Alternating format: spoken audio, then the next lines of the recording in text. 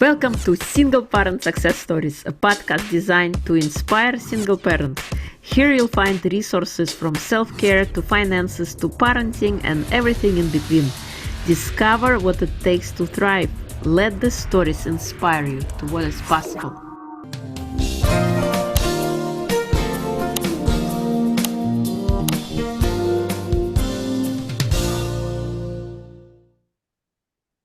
Hello and welcome to Single Parent Success Stories. Today's guest is Kristi Sullivan. She is a human design and self-care expert, speaker, and author of an Amazon best-selling book entitled Stop Overworking and Start Overflowing.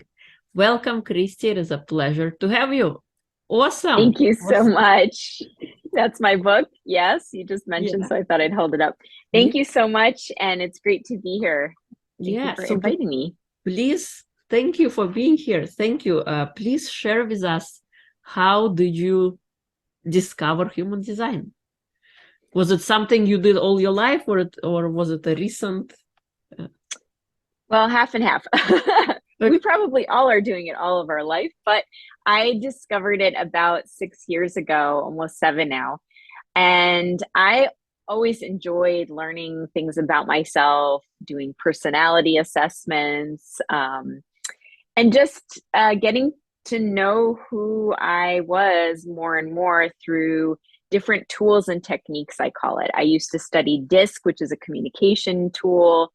And when I came across human design, it was different and much deeper than some of the other tools that I had discovered. So for your listeners who don't know what it is, human design is your energy blueprint based on your birth date. Sounds like a little like astrology, but it gives you sort of ways to understand who you are at a deeper level, beyond the layers of the conditioning and the life experiences we've had. So when I discovered it about 6 years ago, it really opened up my eyes to a different way of viewing myself. And it really gave me some good information so that I could be more of who I naturally was. And it helped me to really connect to myself in a more authentic way. Yeah, awesome. Yeah, I discovered human design, I believe, last year. I heard about it before, but learned more about it last year. And it is true that it kind of opens up your eyes to different things, and you might discover that, certain things that are actually true.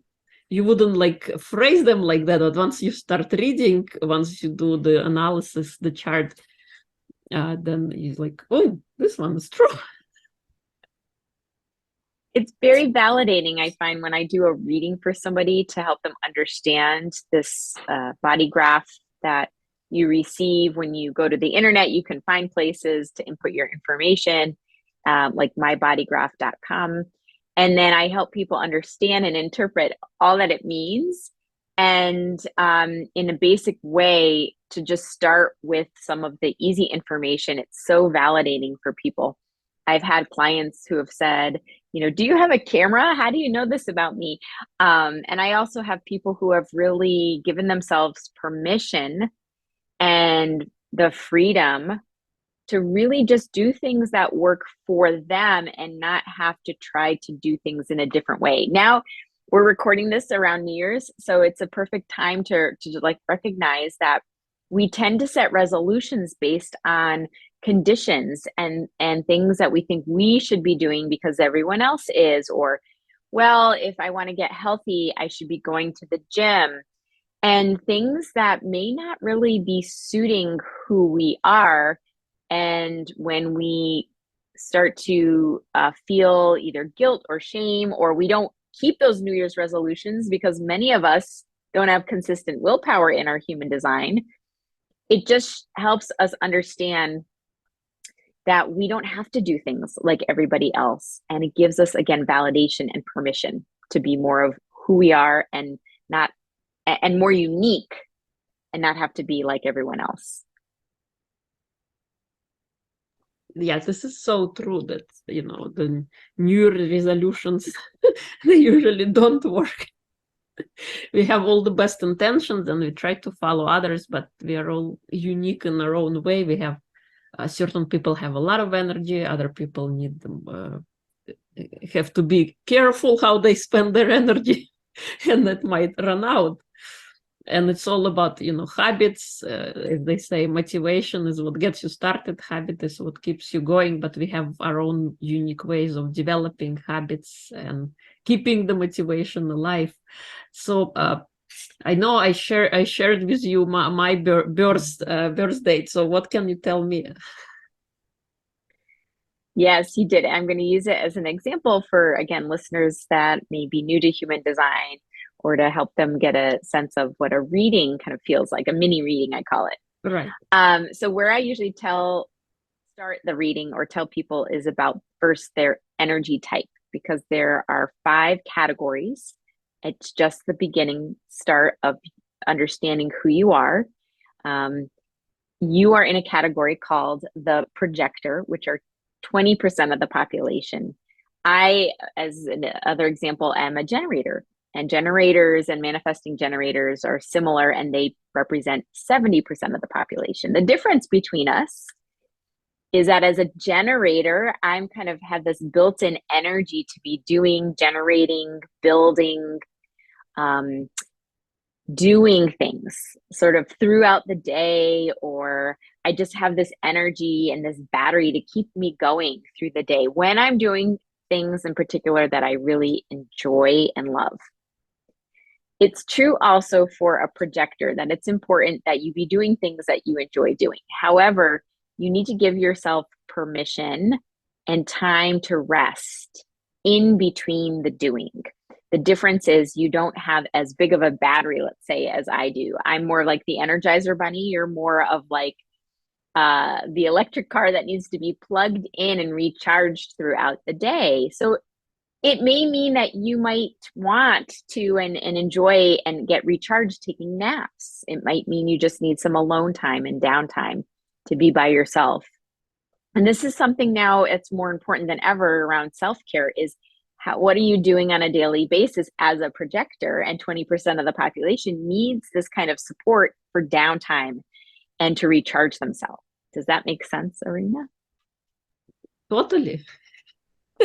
And I believe a great believer. My I call it batteries in morning routines. Creating something sustainable that lasts and doing something that makes me feel alive. And on a daily basis, I like singing, so that's kind of helps me with keeping my battery going.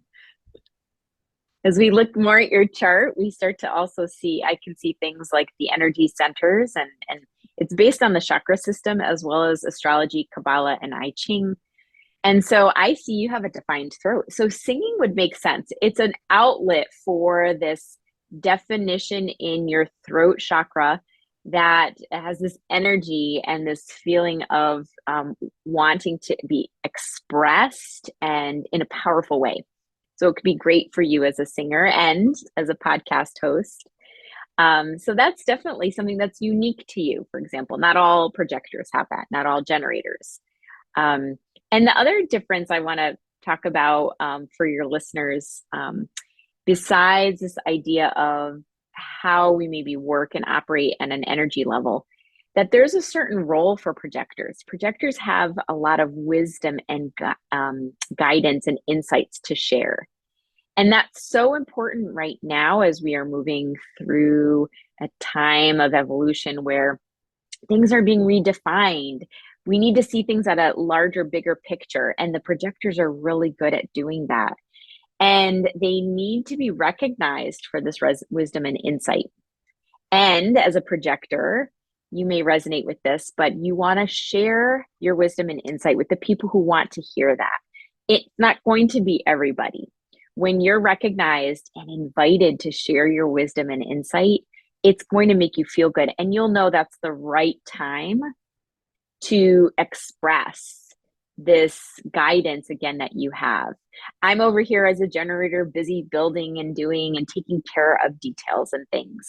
And you're here to help guide some of that energy and to provide like a big picture of what what the rest of us generators should be doing, or some of the other energy types. And that's an important role for the projector. Yes, I do enjoy sharing wisdom on different topics of health and wellness and empowerment. Having gone and learned all those things, I think it's important to share and and let people realize that it's never too late to follow their dreams. It's never too late to be happy, and you don't need to wait for some great thing to come along. You can decide to be happy now by installing habits into our day-to-day living. And yes, so thank you for that. Yeah, and this is a way we could use human design as a tool, again, to understand not just roles and uniquenesses, but also this life journey that you're on, this path. We all have free will and choice how to express this energy, but how we're made up energetically is kind of encoded in us at the time of birth and 3 months prior in human design. It's called your design date and your birth date. And those two dates and the alignment of the planets on those two dates is what gives you this encoding of your energy. And again, at a deeper level, this can be so validating. And for you, like as a projector, it shows your important path. And then as you make life choices, you can use like human design as a great guide for that. And an experiment, we call it the experiment. One of the other things that you have in your chart that I want to talk about is your emotional authority or solar plexus guidance. For you and about 50% of the population, there is an emotional wave that you have. Highs and lows that are just natural. It's a pattern you might find daily or weekly. And having the time, giving yourself this time to feel that emotional wave is important. It's actually a great guidance for you. And when you're making big decisions, it's suggested you wait 24 hours, ride out your wave, see how you feel with something. And they say, don't be spontaneous and quick in your decision. Actually give yourself some time. And that, again, can be hard to do when most of society, many of us are kind of waiting or quickly wanting, decisions to be made. Some of the population, it serves them to just wait a little bit for that decision to be made. Does that make sense? Yes. And what is the window? So in Hegel, 24 hours or as long as? What's the other? It can, yeah, it can definitely vary. So for example, 24 hours is just sort of like this, what we say, like sleep on it. Right. Sleep on it and see how you wake up and feel. But really, when you look much deeply at human design, it's this sense of clarity, and you only know what that is with your pattern when that sense of clarity is. It's in between, perhaps a high and a low. It's more at a neutral place where you're not feeling really great, and when you say yes to something, you may regret it later. Or if you're in a low, where that's really a great time for creativity, by the way. If you make a decision and then again regret it later, when you come into that neutral state between the highs and lows, that's usually where this internal guidance you receive of, yes, this opportunity or this invitation is right for me, or this is what I really feel like doing. And it's guidance from the body, not from the mind. And that's where we often are also all conditioned, is to use the mind. But in human design, we each have a unique energy inside the body to help guide us in decision making. It's called the authority if you're looking at your human design chart. Yes, so totally true. Because oftentimes we think we're with a head and we totally dismiss our body. Meanwhile, our body provides so much for us on a day-to-day basis that we simply take for granted, like breathing or walking or seeing. And when body needs rest the body. Don't keep pushing until it breaks. We don't and that's such too soon. Such great. Yeah, that's a very good thing to remind people, is that our bodies are very important to giving us guidance and wisdom and insight, there's things on a cellular level in our bodies. And, our bodies are always communicating with the brain and vice versa. And self-care is really important because we need to be in touch. I recently, and again, around this time of year, saw something here in the Northern Hemisphere about, slowing down, finding stillness. It's the winter time up here. But you really can only connect to the voice of the body, of the wisdom, when you're in stillness, when you've quieted the outside world. When you quiet the outside, you can hear more of the inside. And that's really what's key if you want to be living a more full life and thriving. Yes, yeah, totally true. I agree with you completely. What are some of the other, I call it, benefits of human design? That's a good question. I think it can help in many different ways. The first is just understanding yourself at a very authentic, deep level. When you honor more of who you are, I think naturally we start to honor other people for who they are, meaning like we know that we're different. You're a projector, I'm a generator. I understand, kind of the differences that might exist in our energy, or the idea that you have this great wisdom and insight to share. And you probably can honor that I may be good at some of the details and getting certain things done. So like, for example, in business, if we were collaborating, that would serve us to know that those differences and similarities. And as a business owner, I always say knowing your human design helps you run your business that's more in line with who you are, rather than listening to the formulas and the coaching that sort of get put on everyone generally. When we really understand there's got to be a unique formula that we each follow, then your business can thrive. It can help relationships in marriages, also in families, and even parenting. It can be really helpful to know your children or your partner or spouse are different types, have different energy patterns. And again, it's not about becoming more of each other, but to honor that uniqueness. And then I also think that just human design in general can help you with your overall stress and nervous system, because you need to pay attention again to self-care and being in tune with your body, and also with those rhythms and patterns of your energy. So for example, many of us need downtime of some sort. Many of us need also maybe exercise, movement. What does that look like for you? And that's so important. So it can really improve how you're doing things, what you need at this time in your life. I think human design is just amazing also for manifesting in abundance, because once you align your energy and your design to really who you are and be that and experiment with it, things really can manifest even faster. Awesome. So how did human design help you personally?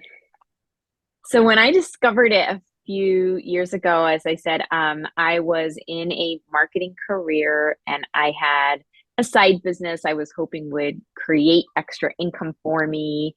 And I just felt overwhelmed, a little burned out, and like the formula I was trying to follow to grow this network business was not working in the way that I hoped. And few years later, fast forward to 2020, I happened to have an opportunity to really step more fully into being in business for myself. I left my marketing career. I had the opportunity also to just start with a clean slate, not necessarily get another job. I wanted to do something on my own, but I really used human design as a tool to help me understand what were my next steps as a generator, what were the opportunities that might be coming to me that I could then decide whether it was for me or not. And one of those opportunities was writing in a book, collaborative book.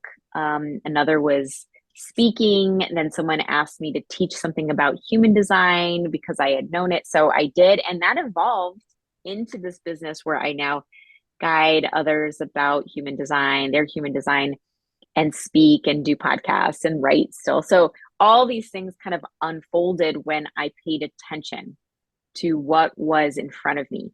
Instead of thinking with the head about what I needed to do to create income, I knew that if I followed what I really wanted to be doing and felt good about doing, income did follow. So that's the story of how I created my business using human design. That's pretty cool. Kind of have your unique way of doing things that work for you, as opposed to what everybody else tells to do, how you're supposed to follow along. That's amazing. Are there any exciting projects you're working on now that you like to share?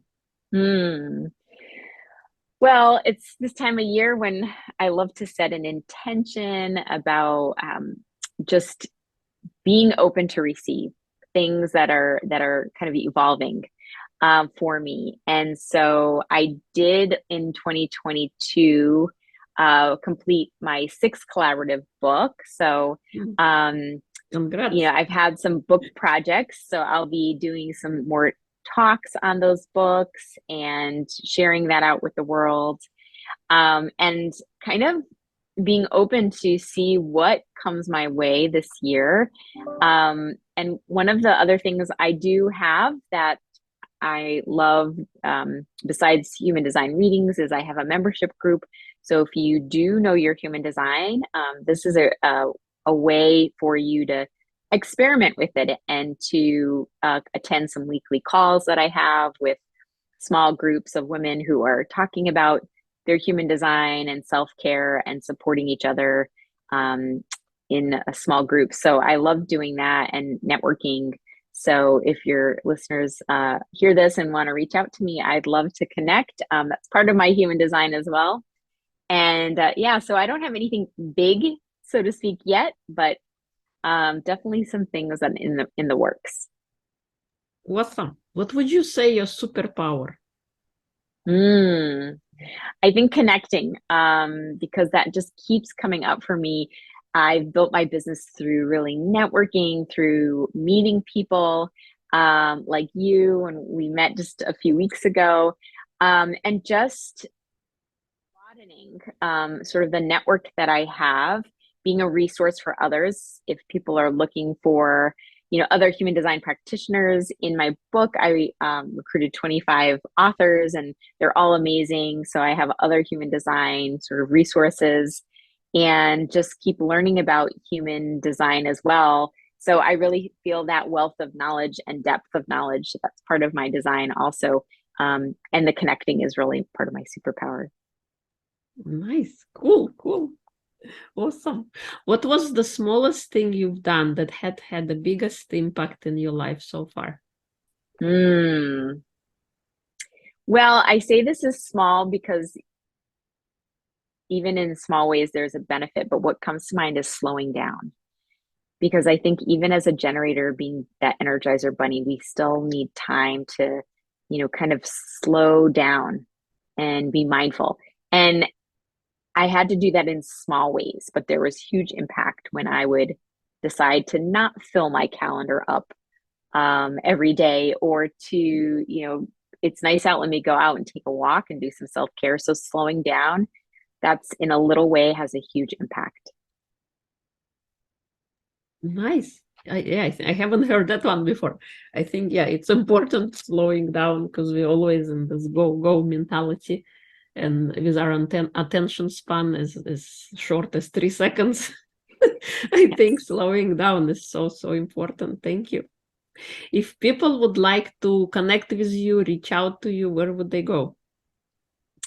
So my website is kristihsullivan.com, and I'm pretty active on Facebook. I have a community called Kristi's Human Design and Self-Care Community, and that's under groups / Kristi H. Sullivan. I'm also on Instagram with that handle. And yeah, so I don't do a whole lot of email marketing, but I do posting on Facebook. And if anyone wants to connect, they can find me through the website and my book as well on the website. Awesome, awesome. Any last words? Anything I haven't asked that you would like to share? Just if your listeners are again new to human design, I just wish that they might, when they're ready, come across it and kind of start to dip their toes into this to see if it resonates for them. And that just to thank you, Irina, because you're having this platform for people to really better themselves, thrive. And I think that's all that what we're here to do more of is help each other through any times that we just need support and to evolve. So thank you for having me. Thank you for coming on and sharing your wisdom. It was a pleasure to have you. Thank you.